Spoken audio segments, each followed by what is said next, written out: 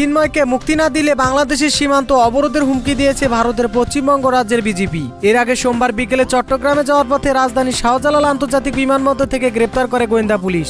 আমরা নিঃশর্ত মুক্তি দাবি করছি।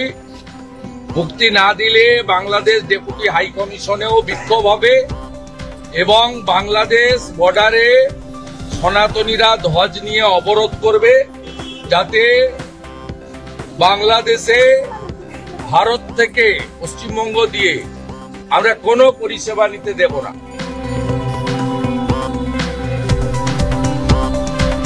ইসকন নেতা চিন্ময় দাসকে ছাড়াতে ডিবি কার্যালয়ের সামনে ভক্তদের প্রতিবাদ। এর আগে 1 অক্টোবর বিএনপির নেতা ফিরোজ খান চট্টগ্রামের কোতোয়ালি থানায় চিন্ময় দাস সহ 19 জনের বিরুদ্ধে জাতীয় পতাকার অবমাননার অভিযোগে রাষ্ট্রদ্রোহে মামলা করেন। এদিকে চট্টগ্রামে চিন্ময় দাসের জামিনকে ঘিরে সংঘর্ষের ঘটনায় আইনজীবী সাইফুল ইসলাম আলিফ নিহত। গুরুতর আহত অবস্থায় চট্টগ্রাম মেডিকেল কলেজে নেওয়ার পর চিকিৎসক তাকে মৃত ঘোষণা করেন। চট্টগ্রামে আন্দোলনকারীদের বিরুদ্ধে কঠোর হুঁশিয়ারি দিয়েছেন সার্জিস আলম। ফেসবুকের একটি পোস্টে এ তথ্য দেয় সার্জিস।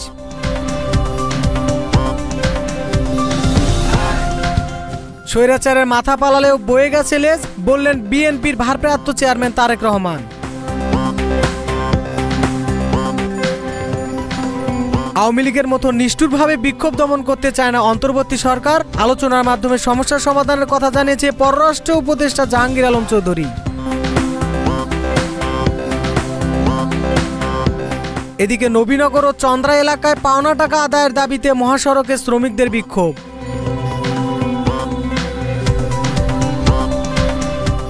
এদিকে কুমিল্লার বুড়িচংয়ের ট্রেনের ধাক্কায় ধ্বংস ব্যাটারি চালিত অটোরিকশা, অন্তঃসত্ত্বা নারী সহ 7 জনের মৃত্যু।